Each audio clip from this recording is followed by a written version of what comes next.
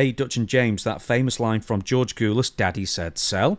I would love to hear a bit more about that. Did Dutch actually hear George say it? To whom did George say that? And what was the outcome? And did the person sell for George afterwards?" So, I think the old story is that George said this to Harley Race in an NWA title match. But did he say it more than that? Oh, he sold it to the guys. See, I worked with him one time because I didn't much get along with George because I thought he was horrible in the ring. And I had one match with him where I just I didn't sell nothing because I was kind of pissed off that, if you had a good match with him, now I had an ulterior motive behind this. If I had a good match with him, guess what he would do? He'd want to have another one. And then that would have to meet the first one. So I made sure every match I had with George were the living, excuse the word, the living shits. It was horrible because he was horrible on his own right without help.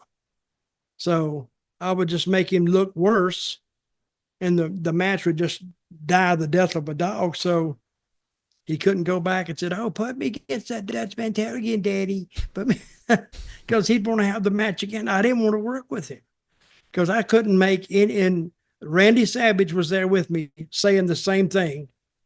And you don't see Randy. He wouldn't work with Randy. And I wouldn't work with George because George didn't want to work with me. So they never booked me with George. And George would not work with Savage because they never booked those two together because he knew Savage would eat him up.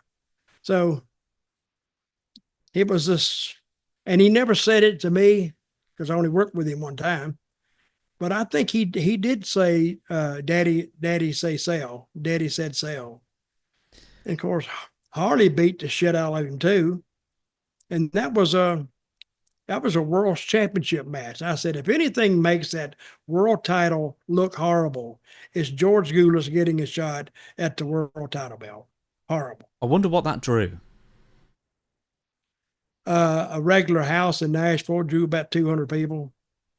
God, well, that bad. So what year is this? Mid-70s? 76, 77? I'm trying to think. No, it was, that's 77. Yeah. I think now thinking, I'm just trying to place it because I went there in 78 and 79 I was in Puerto Rico, and then I forgot, then the territories came faster. So the origin story of Daddy Said Sell was in the match with Harley Race. You don't know if he said it to anyone else. No, he said it to other people too. Oh, okay. Just not you. And that's where he got its start.